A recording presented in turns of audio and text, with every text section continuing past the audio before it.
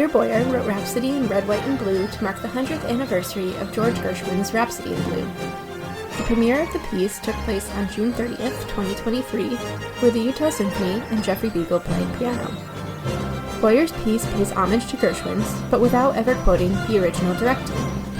As Boyer states, quote, "I started by taking the two-piano score of Rhapsody in Blue, and I entered several hundred bars of it into Sibelius note by note, so I could get to know it and then try to understand it. Yes, I knew this music, but how does it work rhythmically? How does it work in terms of scales? How does it work harmonically? What is it melodically that's so interesting about it?" End quote. He then set about trying to write a 21st century take, using Gershwin as a model, but reflecting Boyer's own compositional voice. The piece is the center of the Rhapsody National Initiative, in which Biegel will play Boyer's piece with at least one orchestra in all 50 states.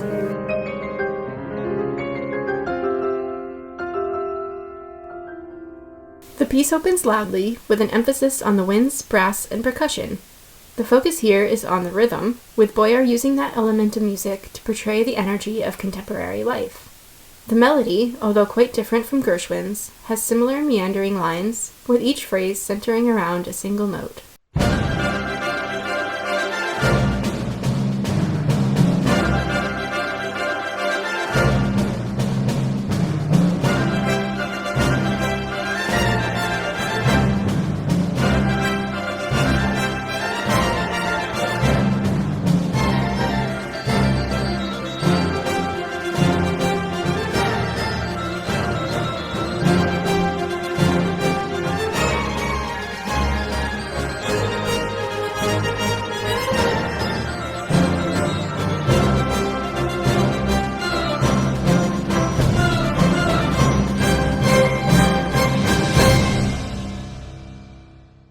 Like Gershwin, Boyer then writes an extended rhapsodic solo for the pianist.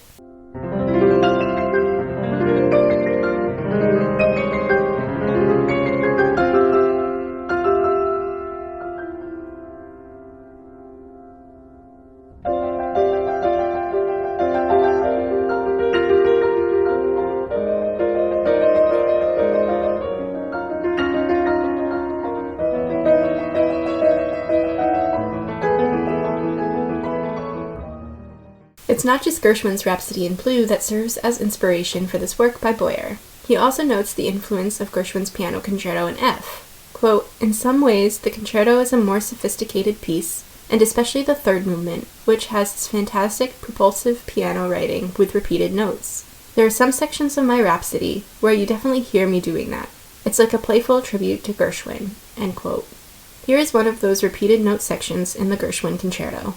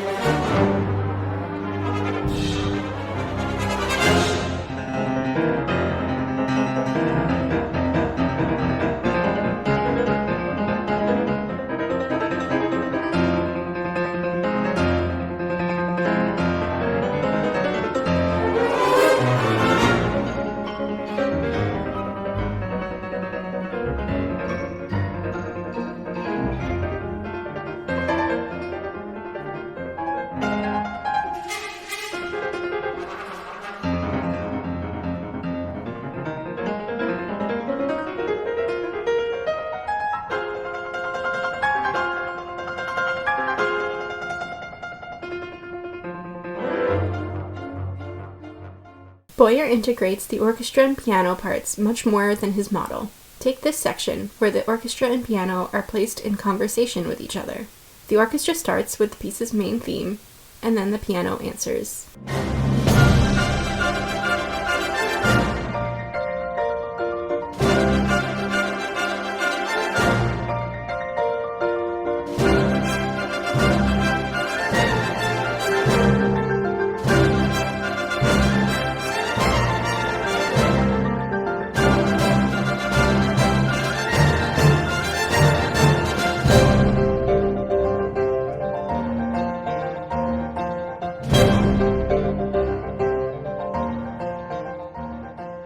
Parts of this section, and the piece as a whole, are very reminiscent of another great American composer, John Williams. Boyer even mentions Williams as one of his main influences. The fanfare-like brass in Boyer's piece bring to mind some of Williams's fanfares, including his fanfare for Fenway.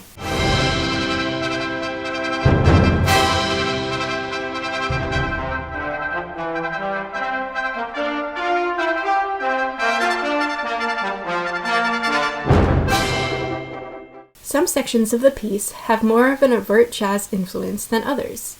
Take this piano solo, for example. Boyer's melody and harmony both have a jazz influence, reflecting the origins of Gershwin's Rhapsody. Boyer refers to this jazz middle section as a, quote, bluesy scherzo. This is the closest that the piece gets to pastiche. And like the original model, the piano line here often sounds improvised.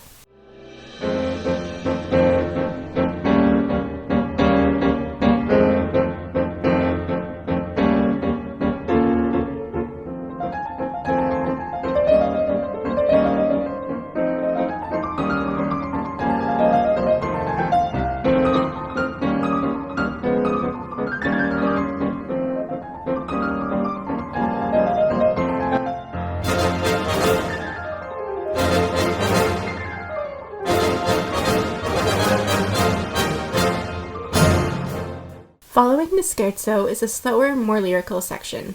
As Boyer notes, this section, quote, might be heard as both an allusion to America's wide open spaces and to my personal belief in the country's promise, despite its many challenges, end quote. The wide open spaces find their musical depiction in the wide intervals that pervade this section, reminiscent of much of Copland's music. And the optimism that Boyer expresses is clearly present in the music as well.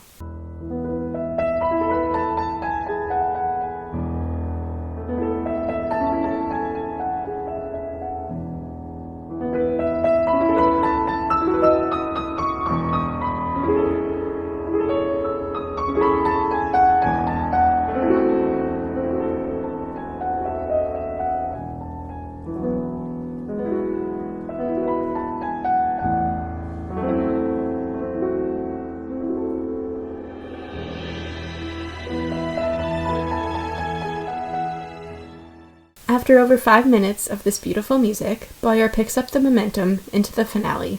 The piano begins with rapid figures, and the orchestra enters one by one, leading to a triumphant melody that almost sounds like something out of one of John Williams's fanfares or film scores.